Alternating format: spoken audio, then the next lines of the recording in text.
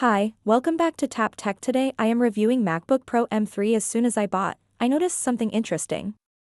The internet seems to be in full agreement that the M3 Pro chip is a bad choice this year. A lot of people are calling it a mistake.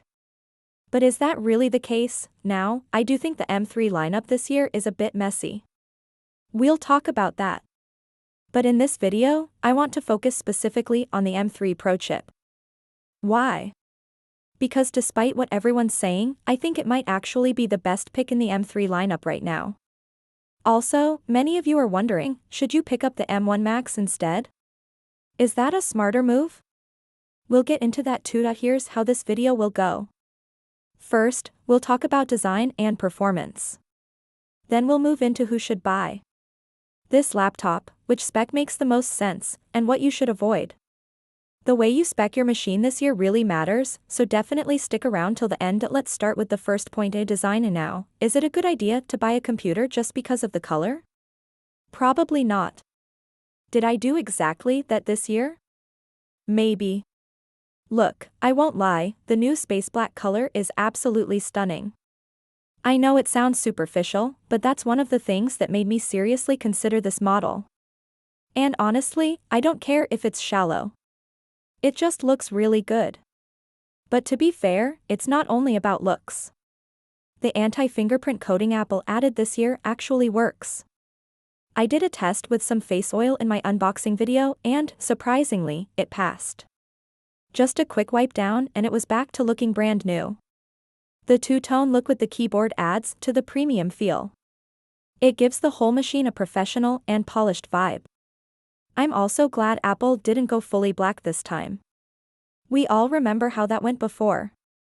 Yeah, not great. Another thing I really like is how the light bounces off the surface. It gives the laptop a subtle shine and adds to the overall aesthetic. Just really clean. Now let's talk about the size. I went with the 14-inch version this time. And I've got to say, the portability is a huge upgrade for me. Before this, I was using a maxed out 16-inch M1 Max MacBook Pro. It had 64 GB of RAM and 4 TB of storage. It was a beast, but it was also bulky. Carrying that around got tiring. It's heavy, it's big, and I found myself avoiding it when traveling. I'd usually just grab my iPad instead, but then I couldn't do things like video editing on the go. With the 14-inch M3 Pro, I'm finding the sweet spot. It's powerful enough, but also light and compact. Super convenient. Alright, now let's move into performance.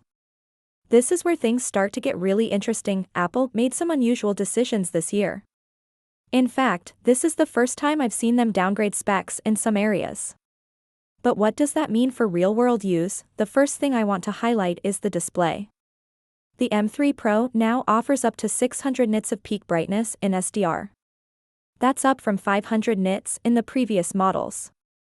It now matches the brightness of Apple's Studio display. Compared to my M1 Max, the difference isn't massive, but it is noticeable, especially in bright environments. If you work outdoors or in well-lit rooms, that extra brightness is going to make your experience better. It's a subtle improvement, but one that matters. Of course, we still get that same beautiful liquid Retina XDR display. The colors are vibrant and accurate. Blacks are deep, and the contrast is incredible.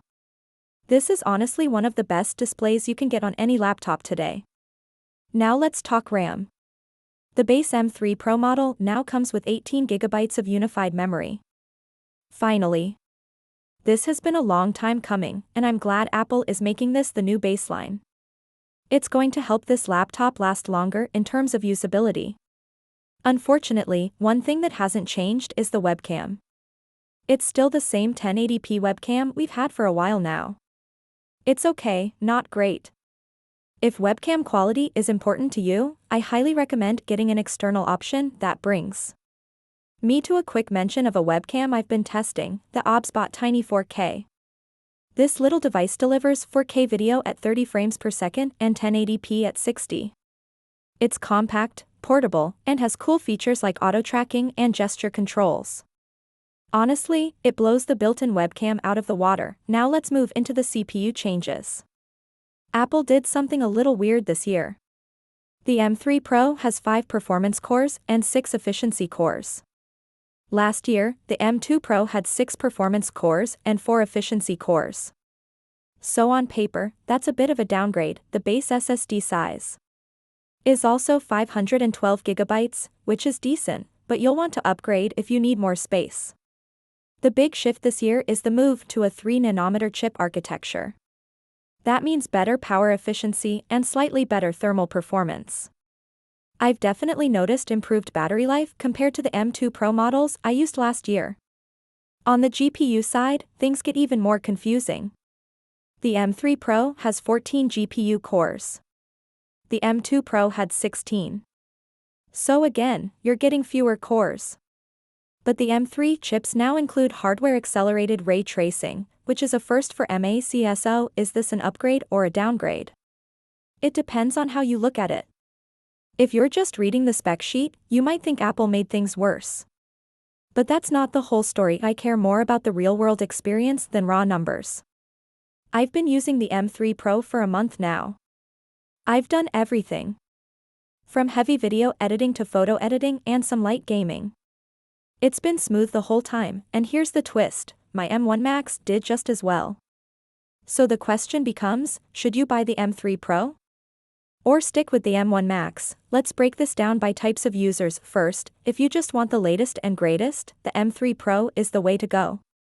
The base M3 chip starts at $1,599, but it only has 8 GB of RAM. That's just not enough for a Pro machine. If you upgrade to 16 GB of RAM, it'll cost you $1,799. At that point, it's just $200 more for the M3 Pro, which gives you 18 GB of RAM, better CPU and GPU cores, dual fans, support for multiple monitors, and extra Thunderbolt ports. Oh, and you can get it in space black. So, if you're already spending close to $1,800, going for the M3 Pro makes more sense. It's just better value overall. Now for the second type of user, someone who just wants the best bang for their buck.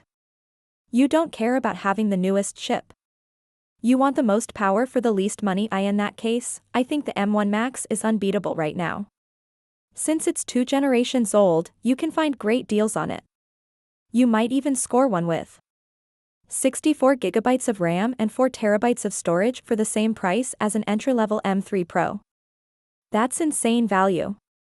Tons of power, tons of storage, and still incredibly fast. If you don't need pro-level performance, don't even bother with the M Series Pro or Max chips.